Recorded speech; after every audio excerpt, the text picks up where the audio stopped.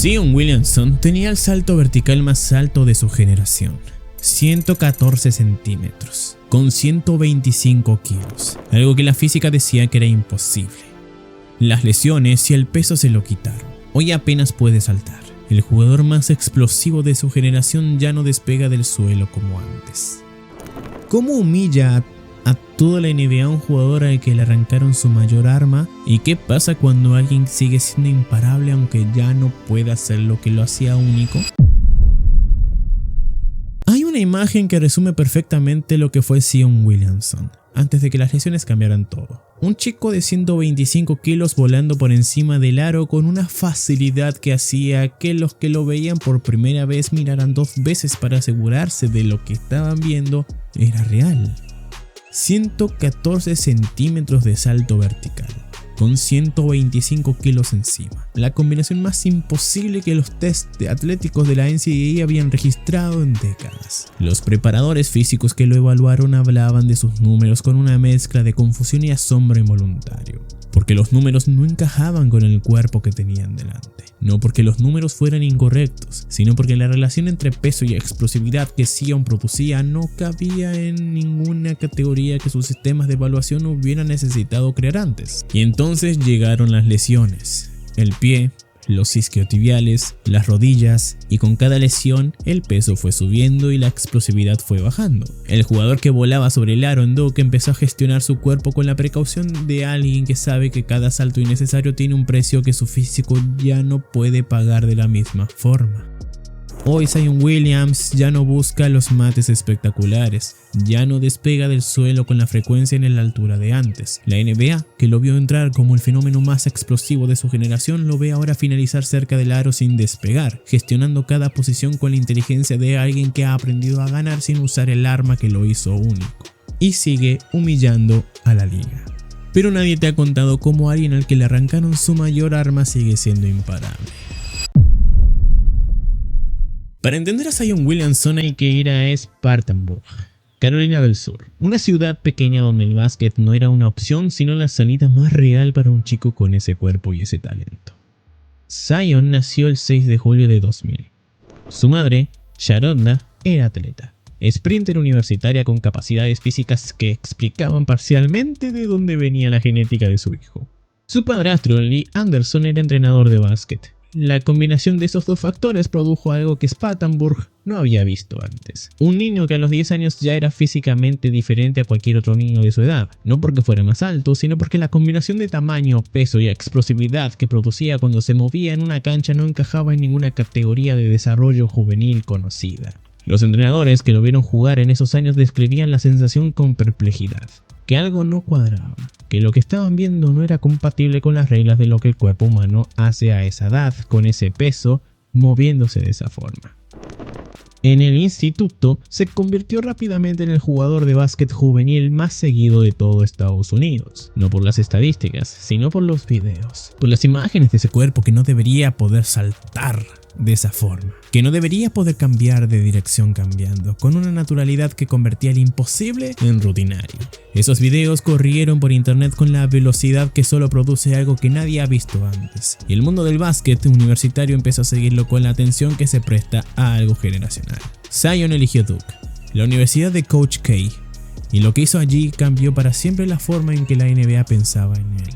Con 14 años ya era el jugador más físicamente imposible que nadie había visto en un instituto americano, y nadie sabía todavía el precio que ese cuerpo iba a pagar. En Duke, Zion Williamson jugó una sola temporada universitaria, y en esa temporada demostró que 125 kilos podían moverse como 90. 22 puntos, 8,9 rebotes y 2,1 robos por partido, con un 68% de acierto en tiros de campo. En la conferencia universitaria más competitiva del país, con preparaciones defensivas diseñadas exclusivamente para él. No funcionaban, porque el problema de defender a Zion era simple. Para contener a alguien con ese tamaño necesitas a alguien igualmente grande. Para contener esa velocidad necesitas a alguien igualmente rápido. Encontrar a alguien que fuera las 2 cosas al mismo tiempo era algo que la NCAA no tenía disponible esa temporada. Y entonces llegó el 20 de febrero de 2019, un partido contra North Carolina. En el primer minuto del partido, Zion hizo un movimiento normal, un cambio de dirección con el balón, y la zapatilla se rompió. La suela se separó completamente, y el pie de Zion salió hacia un lado con una fuerza que lo tiró al suelo. Esguince leve de rodilla, 6 partidos de baja. Pero lo que ese momento produjo fue algo que iba mucho más allá del parte médico.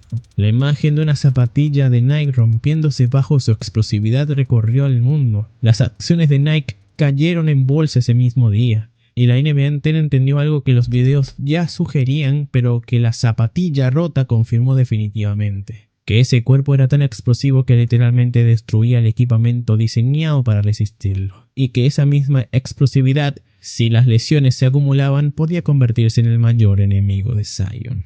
Si quieres hablar de esto con gente que siente la NBA igual que tú, tengo una comunidad donde debatimos sin filtros. Somos un grupo de fans que no nos tragamos la versión oficial. Gratis para entrar, y si quieres ir más a fondo hay una opción premium con beneficios extra. El link está en la descripción. Y luego se rompió la zapatilla y nada volvió a ser igual. Cuando los New Orleans Pelicans se eligieron a Zion como con el primer pick del draft de 2019, la reacción de la liga fue unánime. No solo entusiasmo, miedo. Miedo a lo que ese cuerpo podía hacer cuando empezara a jugar partidos de verdad.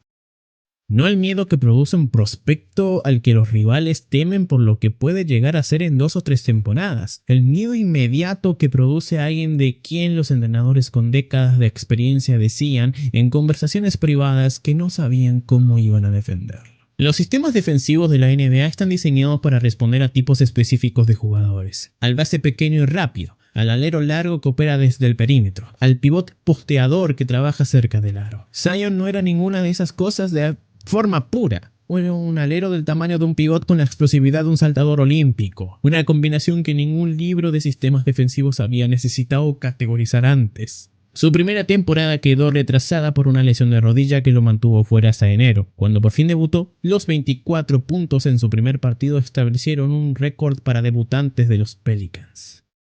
Más de 22 puntos por partido, con un 58% de acierto, siendo el jugador más eficiente por posesión de todo el equipo. En menos de media temporada, recién llegado de la universidad, con un cuerpo que la liga todavía no sabía cómo procesar defensivamente y con la primera señal de que las lesiones iban a ser el factor que definiría su carrera tanto como su talento. Lo que ocurrió en su primera temporada dejó a toda la NBA sin argumentos.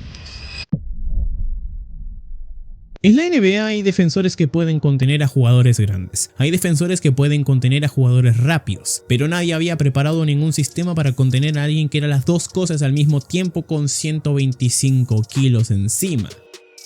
El movimiento base de Zion era devastadoramente simple: recibir el balón, leer la posición del defensor y atacar el aro con la combinación de peso y velocidad que hacía que la física de la situación fuera diferente a cualquier otra que el defensor hubiera enfrentado antes. Si el defensor retrocedía para proteger el aro, Zion llegaba con demasiada velocidad y demasiada masa para que ningún cuerpo individual pudiera detenerlo limpiamente. Si el defensor se acercaba para cortarle el espacio, Zion usaba su masa para crear ventaja desde la posición estática y finalizaba sobre el defensor, convirtiendo el contacto en una herramienta en sus manos. Los entrenadores rivales describían el proceso con una honestidad que pocas veces se escucha en ruedas de prensa, que no había solución perfecta, que cada ajuste defensivo que hacías para contenerlo creaba un problema nuevo en otra área. Y lo más perturbador de todo era que esto ocurría incluso cuando Zion ya no saltaba como antes, incluso cuando las lesiones le habían quitado esa explosividad de 114 centímetros que lo había hecho único, incluso cuando finalizaba sin despegar del suelo, sin buscar el mate espectacular, con la gestión calculada de alguien que protege su cuerpo, seguía siendo imparable. Y eso decía algo sobre Zion que ninguna lesión podía cambiar. Pero lo peor para la NBA estaba por pasar.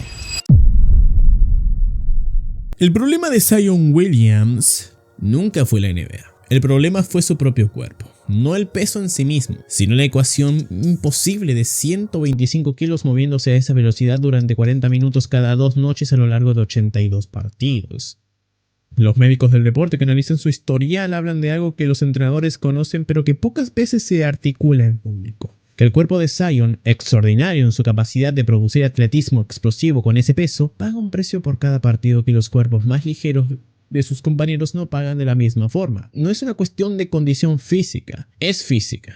de lo que pasa a un tendón, a un ligamento, a una articulación, cuando el impacto de 125 kilos aterrizando se repite miles de veces en una temporada. Las lesiones llegaron con una regularidad que ningún equipo ni ningún protocolo de recuperación ha podido gestionar completamente. El pie, los isquiotibiales, las rodillas, temporadas perdidas parcial o totalmente. Y con cada lesión el peso subió un poco más y la explosividad bajó un poco más. El jugador Ken Duke hacía mates con 114 centímetros de salto vertical empezó a finalizar cada vez más cerca del suelo, no porque hubiera perdido la capacidad completamente, sino porque cada salto innecesario era un riesgo que su cuerpo ya no podía permitirse con la misma frecuencia de antes. Y sin embargo, los puntos seguían llegando, los porcentajes seguían siendo extraordinarios, y la imposibilidad de defenderlo seguía siendo real aunque el Zion que la liga tenía delante ya no fuera el mismo Zion que había roto una zapatilla de Nike con su explosividad. Si quieres hablar de esto con gente que siente la NBA igual que tú, tengo una comunidad donde debatimos sin filtros. Somos un grupo de fans que no nos tragamos la versión oficial. Gratis para entrar y si quieres ir más a fondo hay una opción premium con beneficios extra. El link está en la descripción. Y aquí es donde todo cambia para siempre. Cuando Zion Williamson está sano y en la cancha, los números que produce no tienen precedente histórico para alguien de su perfil físico. Más de 27 puntos por partido de media en su carrera, con porcentajes de tiro que lo sitúan entre los más eficientes de toda la liga. Y lo produce sin el salto vertical que lo hizo único, sin los mates espectaculares que llenaban los resúmenes de highlights en Duke, con un cuerpo que ha aprendido a ganar de otra forma porque la forma original ya no está completamente disponible. Eso dice algo sobre Zion que va más allá del básquet, que la adaptación, la capacidad de seguir siendo dominante cuando te quitan el arma que te hacía diferente, es una forma de inteligencia competitiva que muy pocos jugadores tienen que demostrar porque muy pocos jugadores pierden algo tan específico y tan central a su identidad atlética tan pronto en su carrera. Zion la tiene y la demuestra cada vez que entra a una cancha.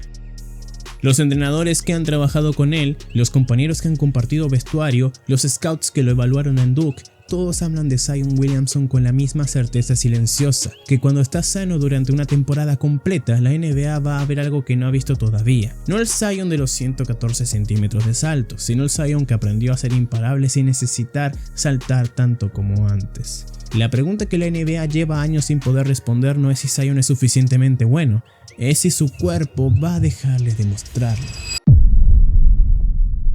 Zion Williamson tiene 25 años. Tenía el salto vertical más alto de su generación.